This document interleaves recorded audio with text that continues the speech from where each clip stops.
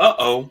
Welcome, welcome to another trip aboard the mothership on a Saturday night. It is the Saturday Night Wrestlemaniacs with none other than the great Nubian Sumo, the big guy KG, the People's Choice Don Rodriguez is on assignment tonight. So we had his ladies, but he won't be here. So most definitely we here. How you feeling tonight, Nubian Sumo? No, I'm doing just fine, thank you, sir. A night without Don Rodriguez. This is a gift. This is a gift from the gods. I'm not touching it. I'm leaving it alone. But we got a show laced for you tonight. Going to start it off rather fast, rather quick. If you will indulge us later on in the show, probably about midway through, let's call it midway. Once we get past block A and block B, we'll indulge us midway because we're going to talk about some things because it needs to be discussed. Hold on, Nubian Sumo. Let me get you on full screen for this because you got to tell us what you're smoking and drinking tonight. Well, the Nubian Sumo tonight is being powered by the Caldwell Cigar Company. Long live the Queen. Lancero. And we got a new acquisition tonight. I was supposed to be getting this a few weeks ago for Black History Month, but there was a holdup on my order. But it finally came, and this is one of the ones that I was going to bring in for Black History Month. This is called Mercer and Prince. And this is being brought to us by ASAP Rocky. So this is a product that ASAP Rocky is putting out. It is, let me make sure I say this right. This is a whiskey, a blended Canadian whiskey influenced by the Japanese Mizunara oak. So this was finished in a Mizunara oak barrel, Japanese Mizunara oak barrel. And I've already, me and our friend, Mr. William Raj Thompson, went through a 5-bottle tasting the other night. So a lot of these new bottles are open, and we did try them out. And this was one of the better ones that we had out of the collection. A lot of baking notes, especially cinnamon comes out in this very strongly, and baked apple. And it's very unique when it comes to whiskey, tasting of a whiskey. I've never tasted a whiskey with this much cinnamon coming out of the coming onto the palate. So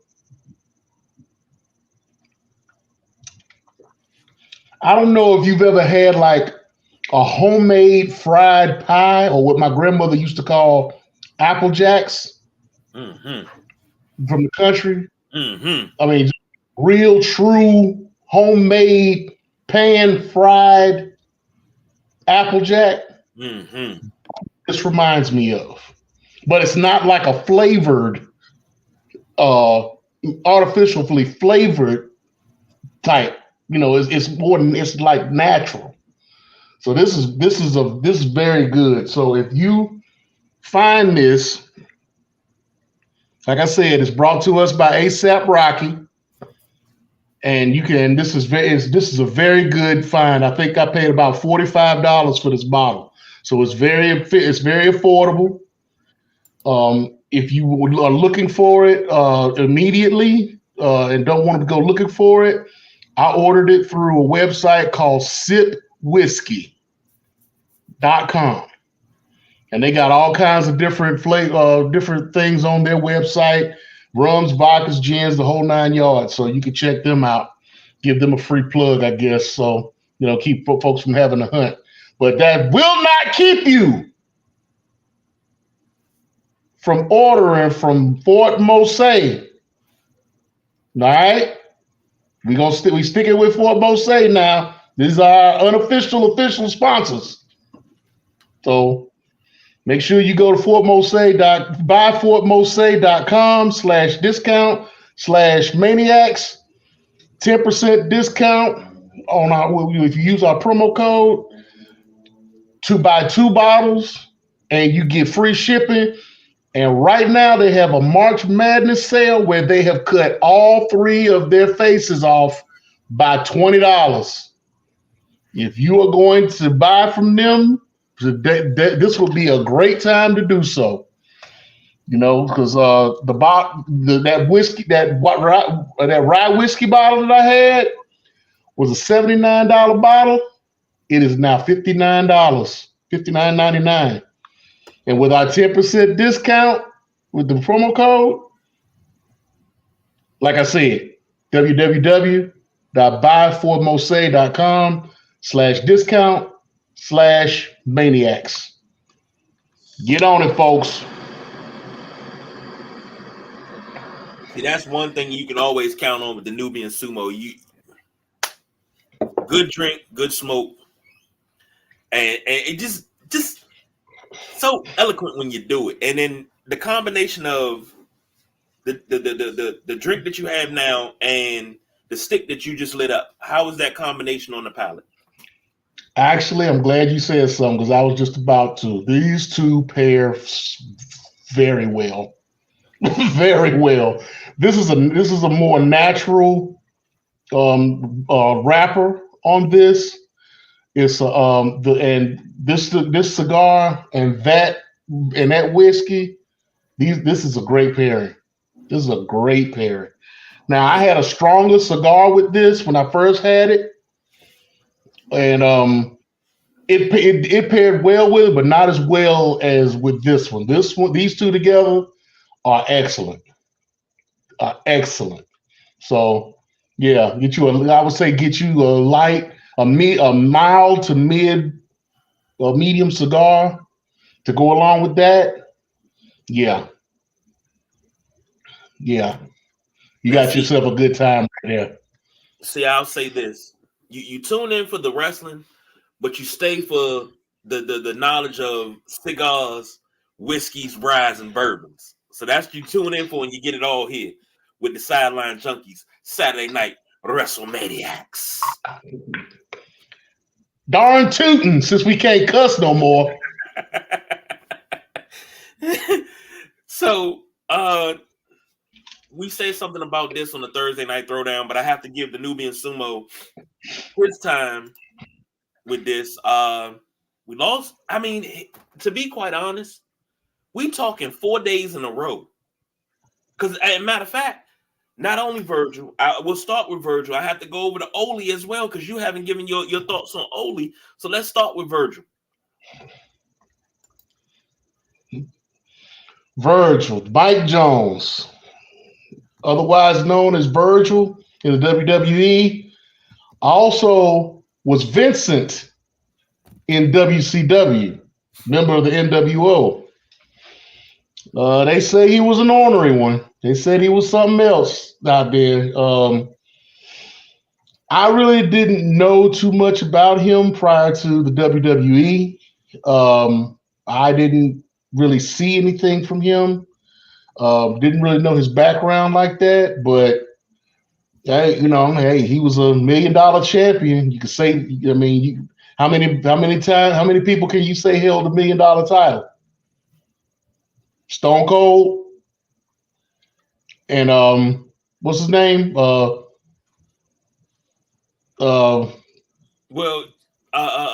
Ted DiBiase Jr. had it. So you say 3. That's what I'm thinking about. DiBiase Jr. And who was the last one to hold it? Now that's a great question. Did LA Knight hold it for a while? Shoot, I'm gonna have to look that up.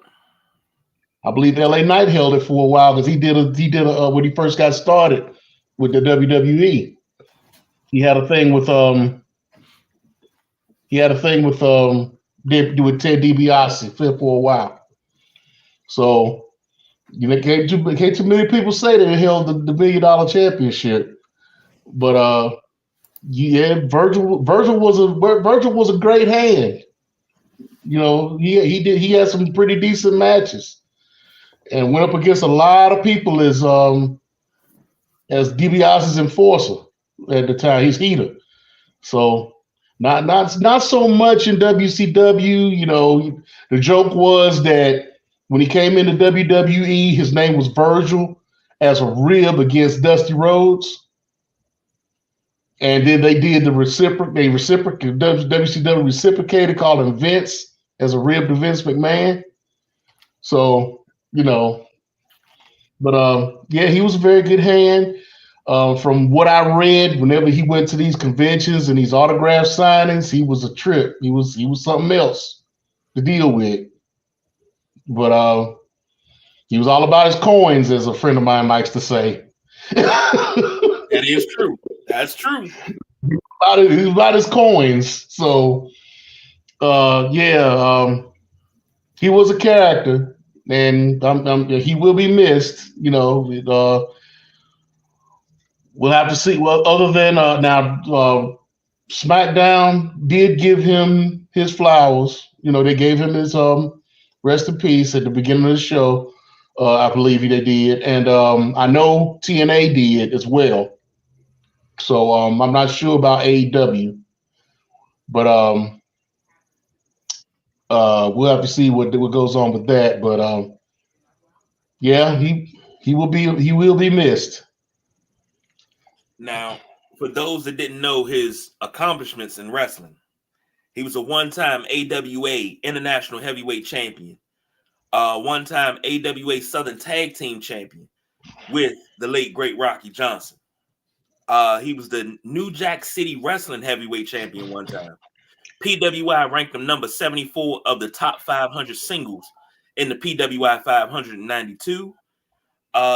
In 2003, he was ranked number 483 of the top 500 singles wrestlers in PWI years. He was the USWL Intercontinental Champion once, $1 million championship once, voted best gimmick in '96 with the NWO, as well as feud of the year, NWO versus World Championship Wrestling, all by Wrestling Observer newsletter. And we are joined, ladies and gentlemen, by none other than the Midnight Rider. Oh, what's up, bro? How you doing, man? Everything's good. It's been a while. How you been? I'm chilling, man. Like I said, we got things going, things in the cooker. KG and I just had a conversation. I know you guys doing your thing. I know we under now restrictor plates. If we're gonna keep it NASCAR, we're under restrictor plates right now in terms of our conversation. You know what I'm saying? We got Honda. Yeah, hey, shout out to my man that won here recently. Yeah, I can't remember what's his name. I can't remember his name. Man, what's his name? It's the God. I can't think of his name, but the kid was he drove on a simulator and he won Daytona. I can't think of his name now. No. I'm talking about the guy who actually won in NASCAR. Yeah, he the black kid. William Byron. What's that? Yeah, William Byron. No, I think William Byron. That don't sound right. Are we sure that's not right? I'm talking about NASCAR. NASCAR. I'm like sorry. For real. Oh God, where's it? Nah, Nubian, I think you mixing up something because the black kid Hamilton in F1 just moved to Mercedes. No, this is a new kid. This is a new kid that started NASCAR this year. He's the third black man to ever win a NASCAR race. All right, we'll look after that up. Wendell Scott. Yeah, we need to look that up. I got you. Because he's new, and I know he's new because he's actually right now a student at Winston-Salem State University. He's a junior at Winston-Salem State University. I know who you're talking about. I've been seeing him all over the place. He from Yeah, DC. we need to look him. Raja Caruth. Huh? Raja Caruth. Yeah, that's the cat. Yeah. Okay. Yeah. HBCUs up in the house right now, and North Carolina Central, A&T, and Winston-Salem State. We had a natural three-way rivalry back when we were all in CIAA back in the day. And, I got family that went to Winston-Salem State, and I give them pure hell, just like they give me. But, I give you your props. Winston-Salem State. You got somebody out there doing a damn thing. So, shout out to you, brother. And hope you and you got a new fan in me. And I'm an Earnhardt fan in my heart. I'm an Earnhardt family to my heart. But I'm gonna look out for you. I'm gonna get behind you. All right. So yeah, good looking on that. I forgot about that. I saw it, and the name kind of threw me off because it was Caruth. And same thing. First place my mind went to. I know. Shut up. I'm a Panthers fan. Shut up. All right, so let's get out the wormhole and get you guys back on to what y'all doing, man. Next up, we lost Ole Anderson. I mean, we lost 4 people in just 4 people, 4 days in a row. 4 days in a row. We've dealt with a death in the sports world. Like the 27th, 28th, 29th, and the 1st. Can't take no more, man. Can't take no more. Brother, you gotta get used to it because we at that age, like I keep saying, man. Yeah. We are at that age when those funeral things become guys you went to school with and guys' parents you went to school with. So yeah, man. Life is a delicate flower. Yeah. And this is the first original horseman to leave us. Mm-hmm. Mm-hmm. The first of the original horsemen to leave us. So yeah, it's getting like you said, it's getting to be that time. I mean, Ole was around a long time back when he started out. Him and his brother Gene, the original Minnesota crew. They went out and found this kid out in Georgia, looked just like him, decided to bring him in as a cousin. They named him named him Arn. Brought him in and continued the legacy. And they included another cousin, Ric Flair. Added Tully Blanchard into the mix along with J.J. Dillon as his manager, and there you have it. Now he was an ornery cuss. He was an ornery somebody. I got to meet him back in when was that? I'm telling my age, 1995. I went to Charlotte, North Carolina, because that was the first year Carolina went to the Super Bowl. And I swore to myself, if we ever went to the Super Bowl, I would always watch it in Charlotte. I would not go to where the Super Bowl was. I'd go to Charlotte because I wanted to be where the party was going to be. Now, just so happens this same weekend was the wrestle reunion that they have there every year.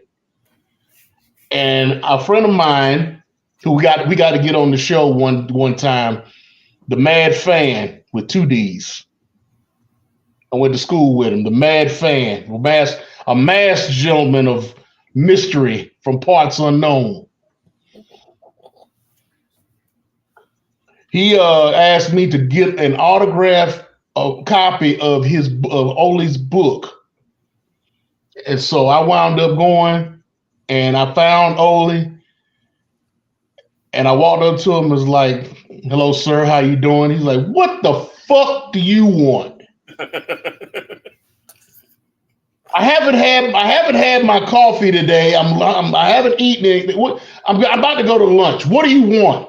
I'm like, "Sir, I just wanted to come over and buy one of your books. I mean, if you want me to come back," I was no. Go ahead. Okay. You want it autographed? I was like, "Yes, sir." How much is it? He told me how much it was. I dropped the bills, and he was like, "Okay, who do I make this out to?" He says, "Could you please make it out to Ethan?" Ethan? What kind of fucking name is that? How do you spell that shit? And I was like, and I froze. I was like, is it with two A's? And I was like, yeah, it's with two A's. I just wanted to get out from over there, man, because I was shook. I admit, I was shook. So he signs it, and I get it back to my friend, and he's like, "You spelled my name wrong." I was like, "Man, you better take that motherfucker. You ain't got to pay me back. You better take that motherfucker. Go somewhere."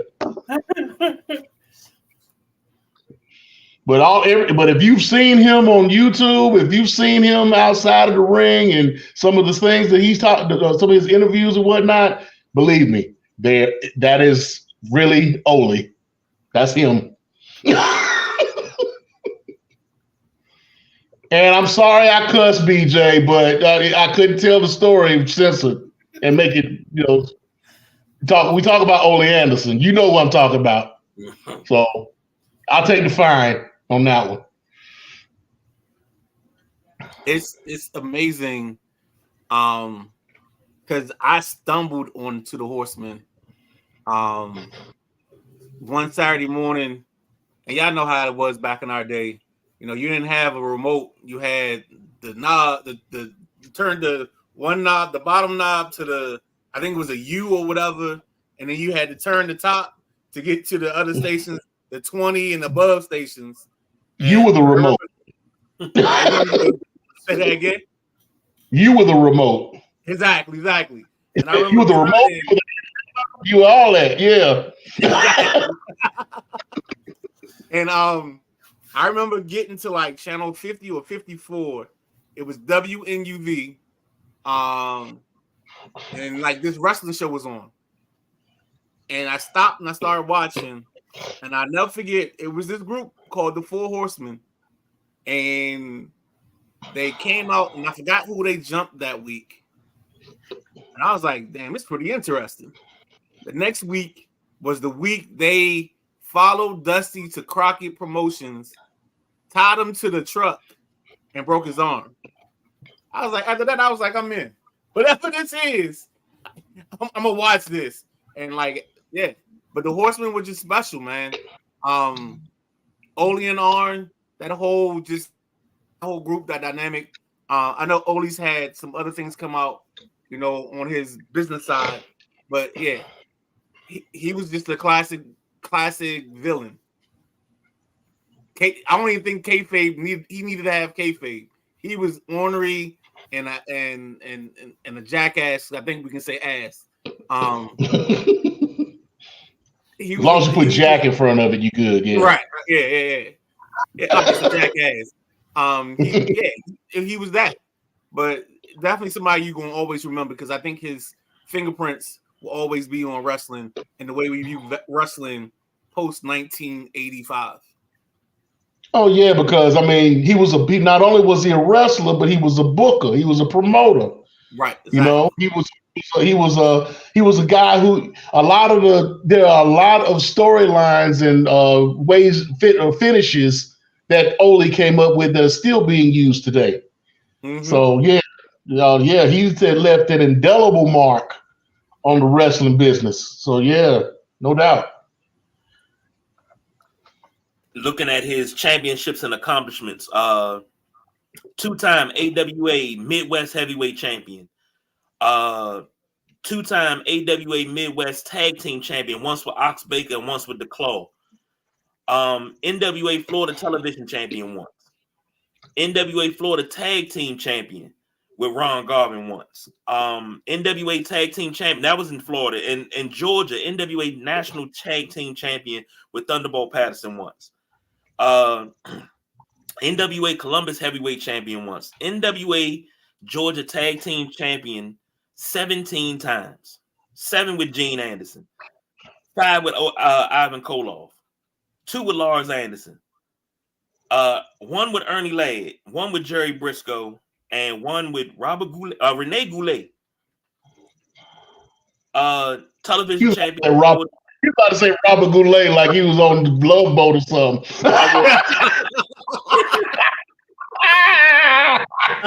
That's where my mind went. Come aboard, we're expecting you. NWA Georgia Television Champion twice. NWA Macon Heavyweight Champion once. Macon Championship Tag Team Championship winner once with Gene Anderson. Southeastern Tag Team Champion in NWA once. The Georgia version with Gene Anderson. His list, it's gonna take me another 5 minutes to read off everything that he's won. Tag Team of the Year in '82 with Wrestling Observer with Stan Hansen. Geez, man, he illustrious career. I can't even read off everything. I mean, I haven't even got the Mid Atlantic or the NWA Hall of Fame class of 2010. PWI Tag Team of the Year 1975 and 77 with Gene Anderson, ranked number 74 in the PWI top 500 singles wrestler of the PWI years in 2003. Wow. Rest in peace to Virgil, Ole Anderson. We losing a lot of our young adulthood and childhood. So next up, The Rock finally acknowledges Roman. How did you gentlemen feel about that? TV gold. Like, I think because what it does is, and I know you guys have already laid out this on a timeline, because it lays out the perfect diagram for the swerve. Like, it gives you the blueprint. It's the blueprint for them to end up fighting each other, whether it's SummerSlam, next year's WrestleMania, and you do a year-long build. It gives you the blueprint. You can see Roman not liking the fact that The Rock was getting all the pop. So it sets up the jealousy angle. It sets up the angle for this tag team match for there to be a swerve. And if it's not in the tag team match, it's going to happen soon. So yeah, I loved it. I love the fact that he had to acknowledge him, because it gives you all the stuff to put the story in place for Cody. Go ahead, Sumo. Well, first of all, I need KG to take that banner off of your face. I don't know why he got you covered up like that. It's all good. You know, KG disrespects you. Second of all, yeah, there are a lot of little Easter eggs up in that. In that promo, because once again, at the end they threw up the ones, and right. Rock put up the L like he did the first time. But did you notice when they did that Paul Heyman was looking dead at The Rock as he was doing it? And then The Rock kind of brought that L in. That was perfect. And the other thing is, didn't Toma just sign with WWE this week? So you can see, like, wait a minute now. Hold on. Before you get to that, and I got a theory on that. So hold on a minute. Let's give these folks a little teaser on that little bit. Now, What I'm disappointed at is the fact that they put together the tag team for night one, the tag team match for night one, because it's telling. Okay. The tag team match, they set it up with the stipulations. If it had been a straight up tag team match, that'd have been one thing. But they set it up with the stipulations. So you know for fact now that Rock and Roman are going to win the tag team match and have the stipulations where bloodline rules take over.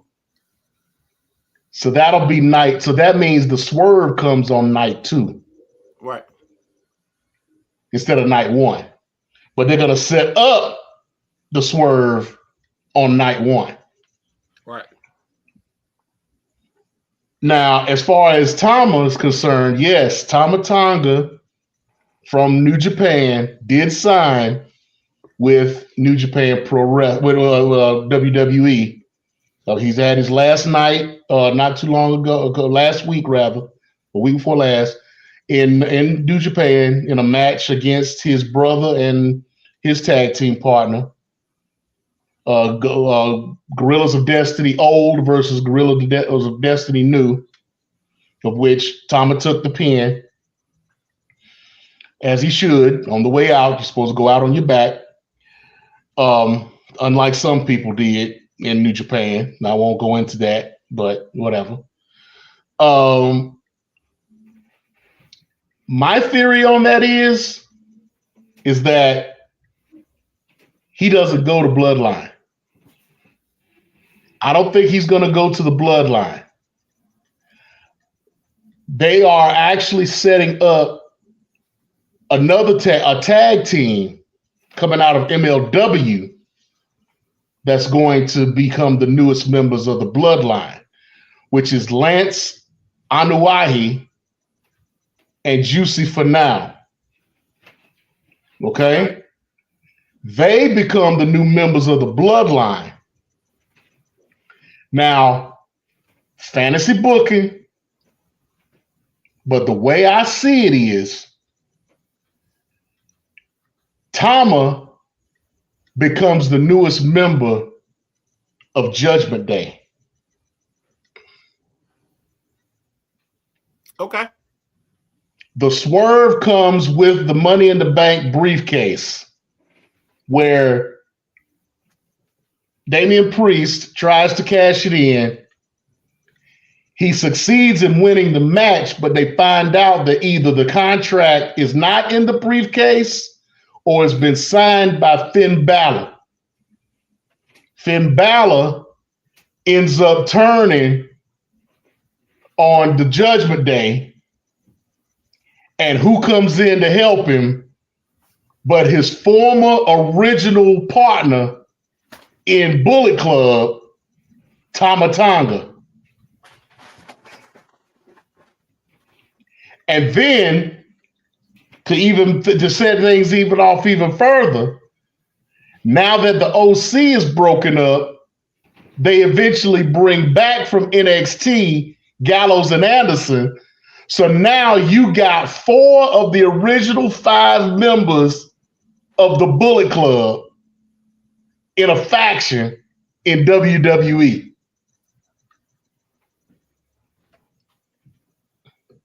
The only one missing being Bad Luck Fale.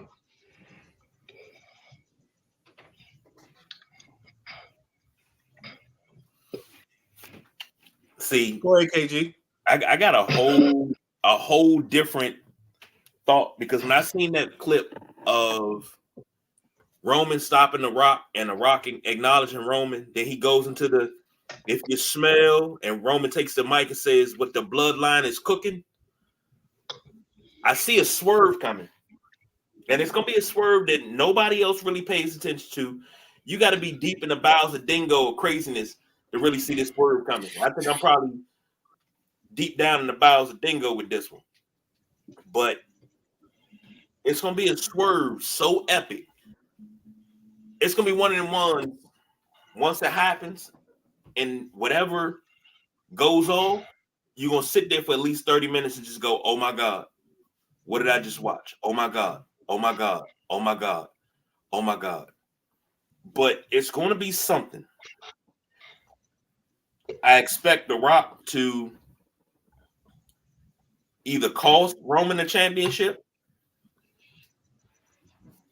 or in my wild fantasy mind, I expect Stone Cold to come out and stun the whole bloodline. See, I think more along the lines of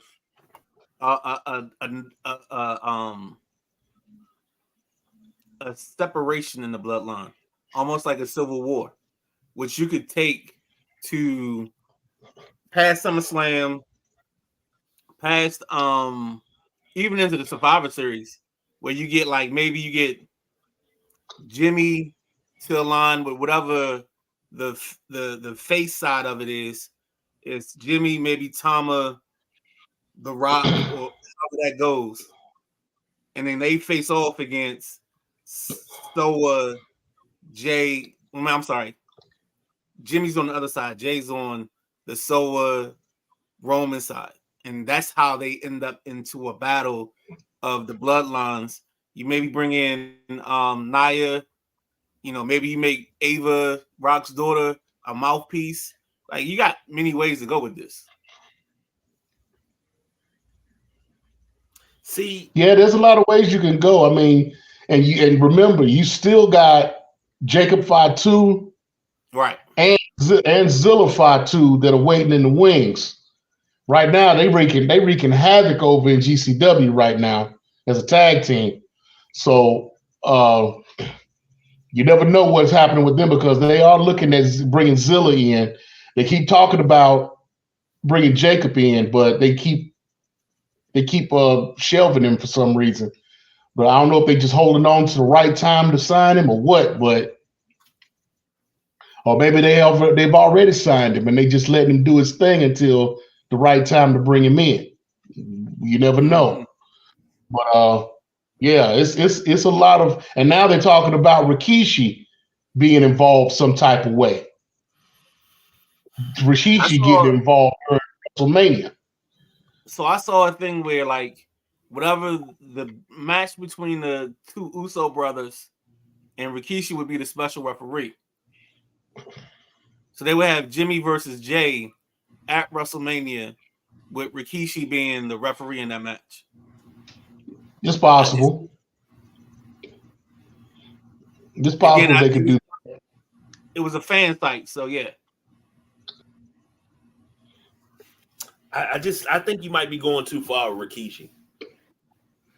But then if you bring in the whole entire family, okay, that means you got to bring Haku back. You got to bring everybody back, man. I mean, come on. See, here you go. Well, I mean, it's possible to bring Haku in. I mean, he's not related to them in any kind of way. Really? But no, he's not related to the Anoa'i family at all. Well, shit. An article just came out about that, talking about whether or not Tama is actually related to any of the bloodline, and he's not. Oh wow. I'm today years old finding that out, because I thought they were all related. I thought that was just one big family.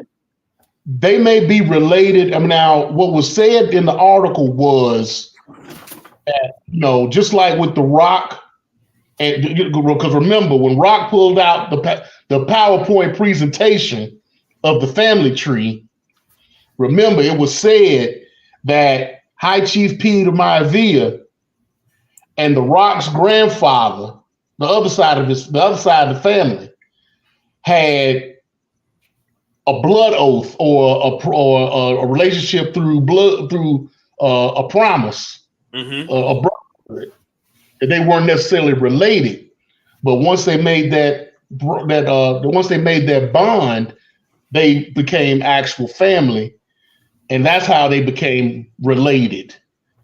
So by blood, actually, they're not. The Rock is kind of a distant relative, but because of that bond, they all consider themselves family. So we're just gonna have to see where it goes with Tama, because I like my theory better. I want to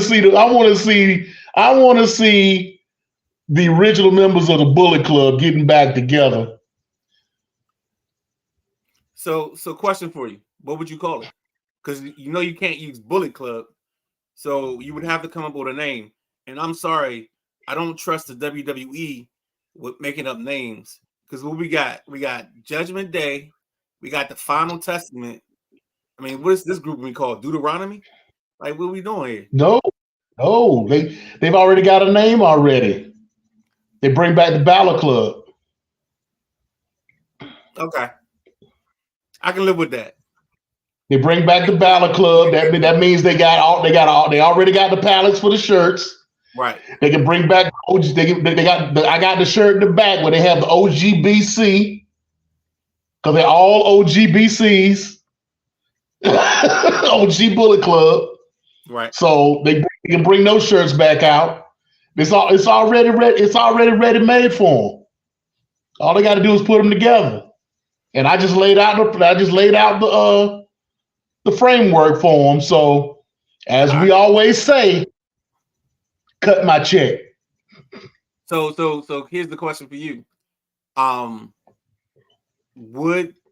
it sounds like that's a concept from, I remember the Balor Club and I remember all that, but would the WWE be able to swallow their pride and let that exist in their organization? Yeah, because they were already doing it. Remember, that's right. Balor Club was Finn Balor, Gallows, and Anderson. Right. You're right. Then Finn went on his own, and they picked up the OC. Right. With AJ. Right. So they've been doing the Bullet Club thing the whole time. They just been kind of overt with it, doing the 2 suites and the whole thing. So, like I said, it's already there. They just need to put the pieces together.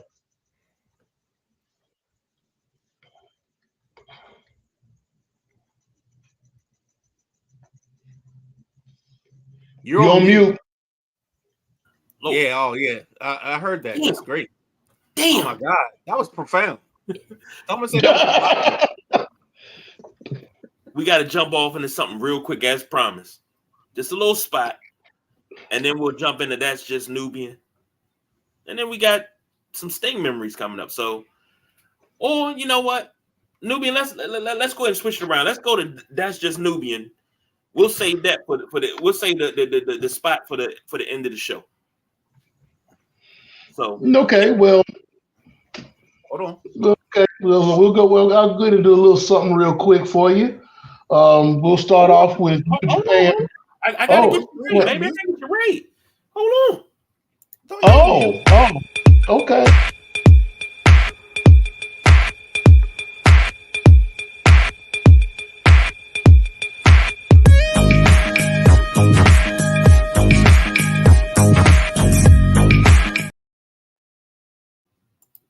Ladies and gentlemen, the Nubian Sumo. Oh, well, thank you very much. Come on. Hold on. No disrespect. No disrespect. KG, what we doing here? What do you mean? We got a prime time superstar, the Nubian Sumo, about to do his special, and that's the promo he gets. It's undeserving of him. That is, I don't know. Yo, we gotta talk to Don. We gotta give him something better. You can't give him a Bush League. You're giving him a Barry Horowitz opening for a Ric Flair character. You can't do that. I'm gonna say it again. I know you're gonna laugh, but what are we doing here? That's another 50 cent. We up to 325 now. Talk to the People's Choice Don Rodriguez about that. I don't do videography. I don't do intros. That's hate. That's a pure sign of hate. That's what that is. Because this man deserves better than that. I'm disgusted and I'm disturbed that this is what we opened up. You got like a 4-minute promo with KG got beef, and that was like 30 seconds. Like I couldn't even go take a piss during that. I don't have. Oh shit! Okay. Okay. Yeah, KG got beat was like 2 minutes long. That joint was barely a commercial. That was like a fart. We gotta do better by the Nubian sumo. I'll make sure I put that in the suggestion. I stand by this message. I'm sorry. Now that I've taken us off the rails, you guys can continue with what the sumo does. Lord, it is hard to be humble. I tell you, boy. I appreciate you, Ryder. You know, my man. That's why I pay you under the table.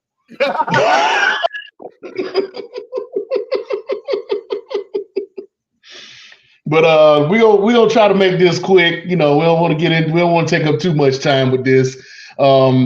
We do have the anniversary show for New Japan Pro Wrestling coming up on the 6th. The main topics of that show will be the 3 New Japan Cup first round matches that'll be coming up, and it will be include the Shota Umino versus the newcomer to the New Japan Cup, the scapegoat Jack Perry, who's making his reemergence after his suspension from AEW with the CM Punk incident that he had during that pay-per-view. So he's going after Shota Umino to start out to try to get back at a lot of the different AEW wrestlers that kind of contributed to his suspension as he feels. So he's good. And then, like I said, he's not called himself Jungle Boy anymore. He is called himself the scapegoat. So we'll see how he works out in New Japan.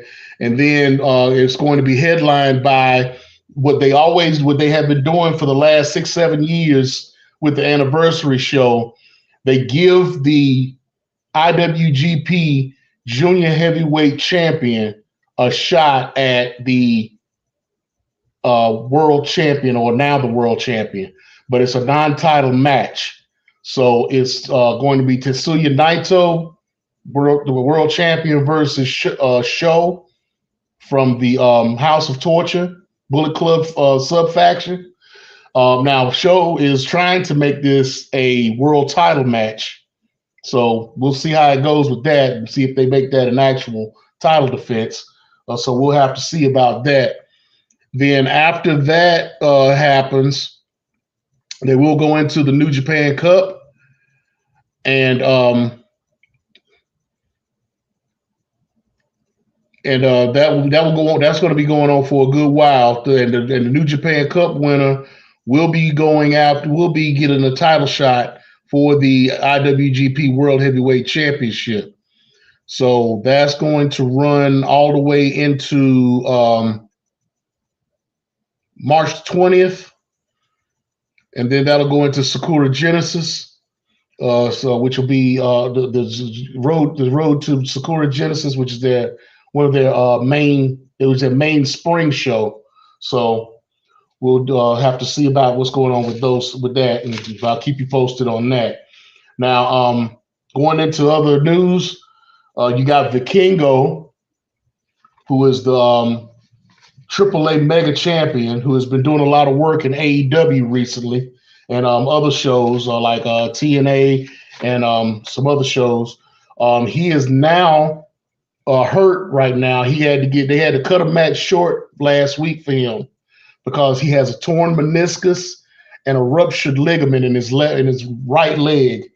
So it's unknown how long he's going to be out, but they're not talking about taking the title off of him yet, even though one of the major wrestling websites did report a release of Vikingo, saying that he was going to be released from AAA.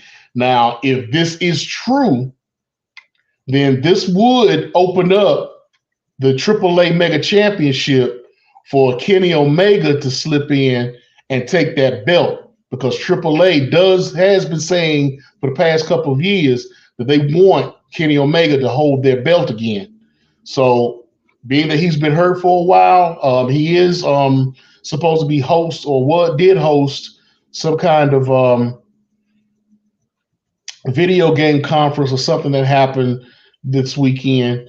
So it's looking like he's back. He's coming. He's on his way back to AEW at some point. Not sure as to when, but we'll see what happens with that. And best of luck to Vikingo and speedy recovery to him. Now, we've also learned that Alexander Hammerstone, former MLW World Heavyweight Champion and National Openweight Champion, has now signed with TNA. That was announced on Thursday during the show. So we'll look forward to seeing what happens with him. There have been some title changes within MLW as well. Tom Lawler and Davey Boy Smith Jr. have now gained the MLW Tag Team Championships, as well as Mystico of AAA, who has now won the MLW Middleweight Championship. And also in the NWA, you have the King Bees, who is a black female tag team, who have recently won the NWA Women's Tag Team Championships. So congratulations to all of those folks for winning their belts here recently, as well as all of the former WWE folks who got released that won their belts a couple of weeks ago. You got Nick Nemeth, the former Dolph Ziggler, who has won the IWGP Global Championship from David Finlay. You got Matt Riddle, who has won the New Japan World Television Championship from Hiroshi Tanahashi. And you also have Mustafa Ali, who has won the TNA X Division Championship. And they really made a big deal out of that because not only is he the first, not only was that match the first time the X Division belt had main evented a pay-per-view since 2005, but this is the first time that a wrestler has debuted to win the X Division Championship on his first match in. So I guess they're expecting big things to do with Mustafa Ali and this politician's gimmick that they got him going on. Kind of like, it's almost like the oh my God, I just had his name on the tip of my tongue. Who's the old school wrestler? The wrestler that was a former WWF champion that lost to Iron Sheik. Bob Backlund? Bob Backlund, yes. Bob, kind of like the Bob Backlund gimmick that he had when he was running for president. So it's almost on that level. So you have to watch TNA on Thursday nights on Access to check them out. They do have a pay-per-view that's coming up here soon. The second pay-per-view of the month, by the way. They just had one last weekend, and they going to have another one here coming up. So you can check them out. They just started their TNA Plus subscription network, so you can check that out. And if you want to check out this new pay-per-view, and then so that's pretty much everything that I have. Like I said, I wasn't gonna try to make it too long. I know I'm a little long-winded, but do y'all have anything y'all want to add or any questions that y'all have about anything I've brought up? I have an outside question, but not about what you brought up. Okay. So my question is, and this is a question for both you and KG. What is the reason or why the WWE believes in their champions not losing the belts ever? We have what do we have? We have Roman Reigns at 1,200 days. You got Rollins at probably 200 days.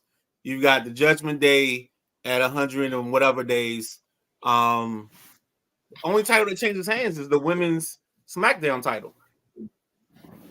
That's the only title that's changed hands in the last like 3 to 6 months. Right on the shoulder. Right. Yeah. Okay, so You gotta mute yourself, KG. Mute yourself now. now you want to mute.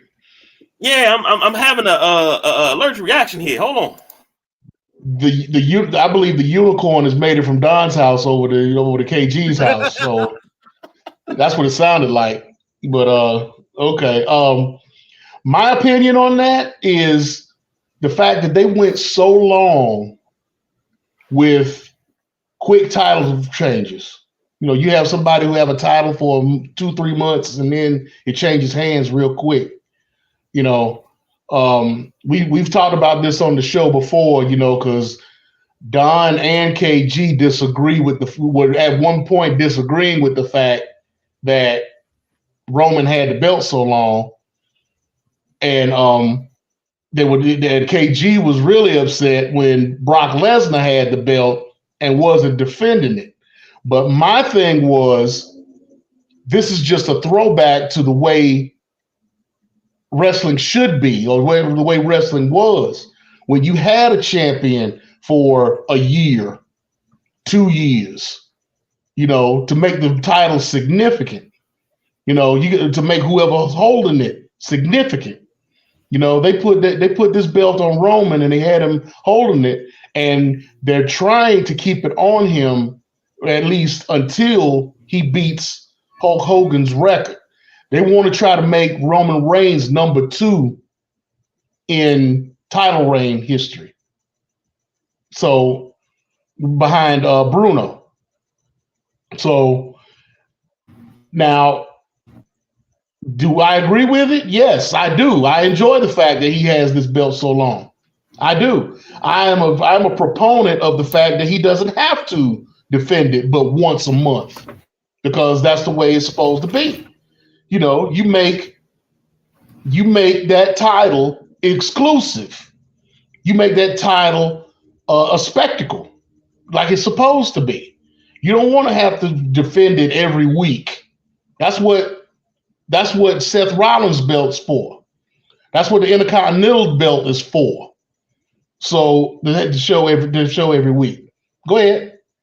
So I know for me, and this is a Midnight Rider special, I fell in love with the NWA because I felt like I always saw Ric Flair defend the title.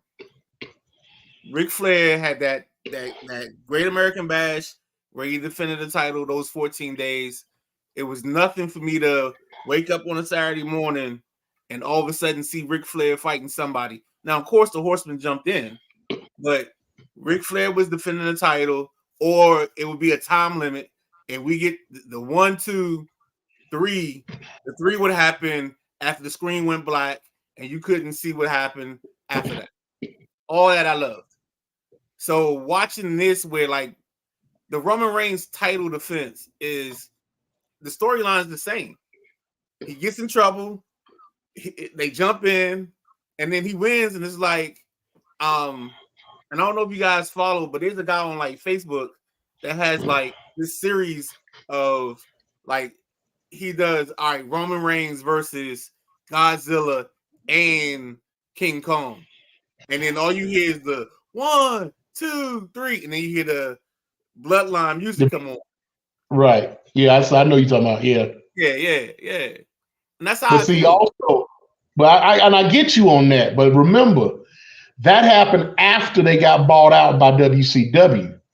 During the NWA times, when Flair was the traveling champion, you hardly ever saw him on television. And if you did, he was either there during the taping, or he was somewhere else taping a promo and having it sent in because he was traveling the world defending that belt. Right. So you didn't see him on television all the time. That's the era I grew up in. That's where I came in. That's why I came in. So that's why I appreciate the fact that he's held this title so long. Now, KG, you know what I'm about to say, don't you? He still hasn't beat Trish Adora and her 1,000 338-day title reign as the Pan-African World Diaspora World Heavyweight Champion.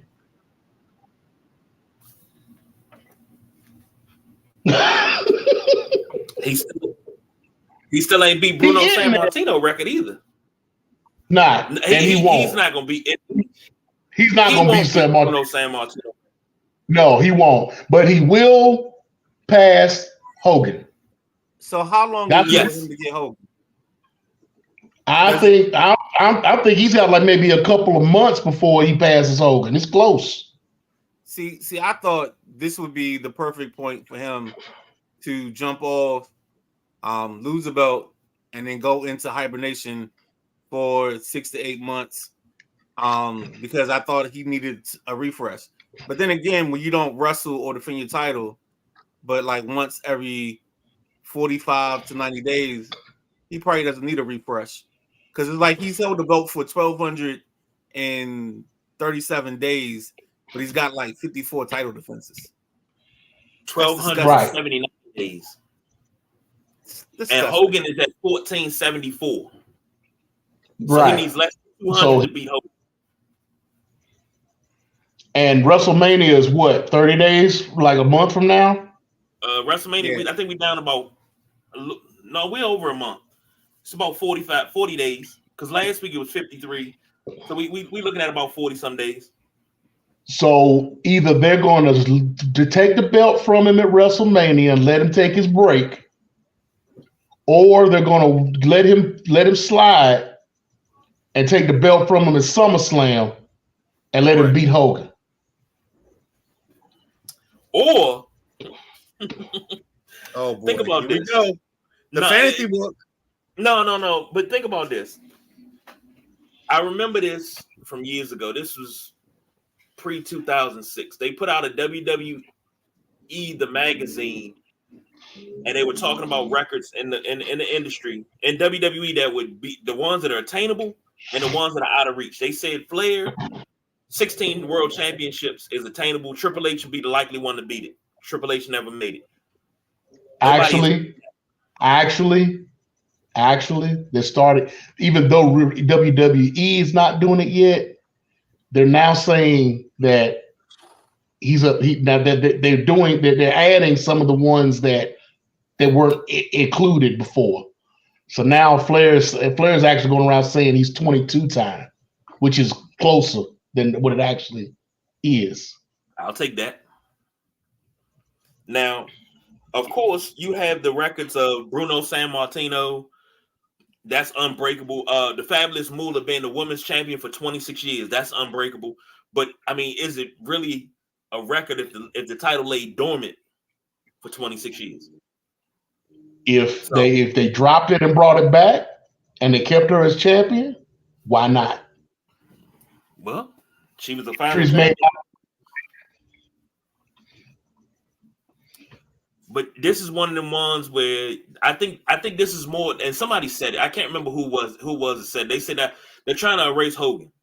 They're trying to erase him from the record books. So if you're going to erase Hogan from the record books, so be it. But at least do it naturally. Don't do it like this. So. Well, I mean, this is it. This is all they need to do. This is all they have left to do. I mean, really. I mean, this will be the last piece of the Hogan legacy left is his title reign. Yes, sir, in the back. Go ahead. Midnight Rider from the Sideline Junkies Network. Got a question for you, Sumo. So what was I about to ask you? Damn, now I'm 48. You didn't get hit with sometimes, did you?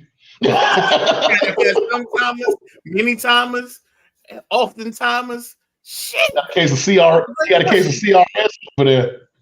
We were just talking about Ric Flair. All right, come back to me. Just hang up with me now. Well, speaking of Flair, and I said this a long time ago about Ric Flair. I said one of his biggest rivals, not the biggest, but one of his biggest rivals, is going to hang it up tomorrow.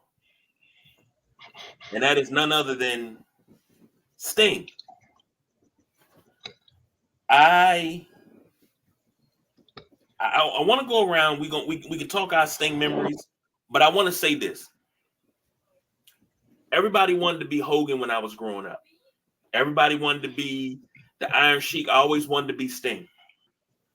When we wrestled, I was always Sting. It was always Stinger Splash, Scorpion Deathlock. I never knew what the sharpshooter was until I was a teenager. I knew the Scorpion Deathlock was. And even at 7, 8 years old, I could put that on masterfully. Being the smallest one in the fight, could put it on masterfully. And I could knock it out. Gentlemen, what is your best Sting memories? And now that we're coming up on his final match. Well, let me go first because I know the Nubian Sumo is the expert on this. But again, turning that top knob on the TV, I stumbled across, I think it was UWF with and it was Rock and what was Sting's name in that? I know you know it, Nubian. Okay. The tag team was the Blade Runners. Right, the Blade Runners. And it was Rock and Smash. No, it wasn't. It was Blade. Sting was Blade. Okay. Sting was Blade, and I can't remember what the Ultimate Warrior's name was. But Sting was definitely Sting's name was definitely Blade. So let's take that from there, and I turn the TV on, and of course, you know, my first wrestling event ever, DC Armory, the Russians versus the Road Warriors. I also saw Kamala in person. This is probably like early 80s. And then I turn on my TV and I see these two guys. And they were like the closest thing to me to the Road Warriors that weren't they were like you know how you got Mountain Dew and Safeway got their version of Mountain Dew? They were the Safeway version of Mountain Dew. They the Blade Runners. But I love what they were doing. So that's like my first memory of Sting. I think the worst memory for me is when Sting became a Four Horseman. I didn't like that whole run. I think my favorite was anytime he won the title, because I felt like WCW did him dirty. Like he got whooped by Mankind. He took beatings from Vader, and I think if he was Rick, he wouldn't have taken those beatings. Like it'd have been done differently. But Sting got abused for a couple years in his career. So when he went off to be the Scarecrow or whatever you want to call it version of himself, I appreciated that version more. Go ahead, Sumo. Well, you have to remember, Sting was the ultimate babyface, right, in WCW, in NWA. He came in with the what they call Surfer Sting. Yeah, you know, he got the bright colors and the bright face paint, the blonde hair, and everything. And he was the crowd favorite. And where Flair had the woo, he had the ow. So yeah, so he, as a baby face, that big of a baby face, he was gonna take his L's. He was gonna take his booty spankings. right. And by the way, Bret Hart has come out and said that he got the sharpshooter from Sting. He stole it from Sting. So I saw an interview with him not too long ago where he was like, "Yeah, I was watching television and I saw Sting and I saw him do that, and he was trying to find somebody who could teach him how to apply it, and the only person that was able to show him was who was it? It was a black wrestler too. Too Cold Scorpio. Too Cold Scorpio taught him how to do the sharpshooter because he had been in WCW. He'd been in WCW with Sting, and he knew how to apply it. So there you go. It was back during his Flash Funk days. So here's a question, and I love what you said, Midnight Rider, about Sting. When Sting started taking the L's the way he was, when he joined the Four Horsemen, I was like, no, it was always Sting versus the Four Horsemen. Then when he joins them, I think that was during my hiatus from wrestling. I said I gotta walk away from this because this is not right. This is like the world was just all upside down. The Cowboys were winning Super Bowls. It was just bad in the world at that time. I was a little upset. Was at the same time the Bulls were winning championships? No, that was when Jordan had retired. That was about 94.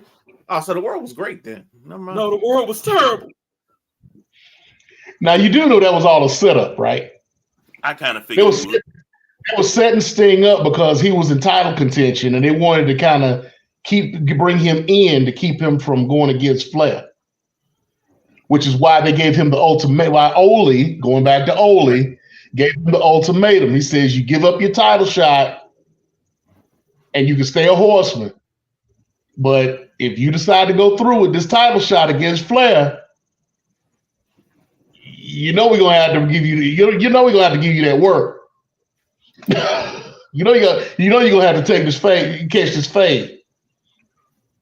So he chose to go for the title shot, and they jumped him out. So yeah, but Crow Sting. I enjoyed Crow Sting. I enjoyed TNA Sting when he was when he turned heel, became a member of the Main Event Mafia. Now that was a good run. That was a good run. Joker Sting. I enjoyed Joker Sting. Joker Sting was he was something else, boy. He was on a whole nother something else with Joker Sting. But yeah, man, Sting goes back a long way. Those hour-long matches he had with Flair back in the day. When Flair came back and they had the International World Championship and they merged it with Big Gold, and they had those matches with him and Sting together. So yeah, I mean, it's a lot of history going on with Sting, and for Sting to finish in Greensboro, it gets no better than that. It gets no better than that because I mean, I remember back in the day during Starrcade, whenever Starrcade came around, and it was in Greensboro for Thanksgiving. It was on the news where every exit into Greensboro was locked up, trying to get into Greensboro to watch Starrcade. And I mean, talk about a mecca. I mean, you had Greensboro Coliseum, you had Dorton Arena in Durham, North Carolina, you had the Omni in Atlanta.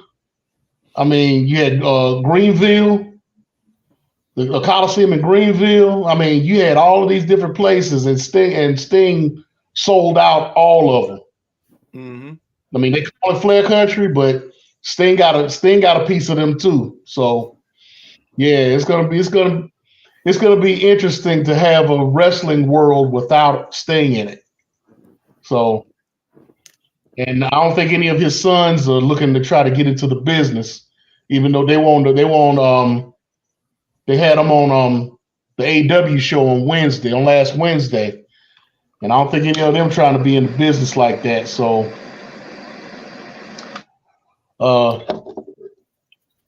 best to you, man. Best to you, Sting. I mean, I kind of hope that he sticks around AEW and kind of helps some of the younger talent if they'll listen to him, because they don't. A lot of those guys don't tend to not listen to the old heads and take any advice from them. But Sting looks like he's been a big influence on a lot of guys in AEW, especially Darby Allin. So maybe he can stick around as maybe a producer or try to put some matches together with them for them. So best of luck to you, bro. Well, ladies and gentlemen, I could go on and on about Sting. I could go on and on about just what he has meant to this young kid right here for the last 40 some odd years. I'm sorry. I keep covering up the Midnight Rider. I am so sorry. It's all good. Hey, because I'm not part of the show normally, so I get it. Like Don doesn't get covered up when he's in this space. Because he's never down.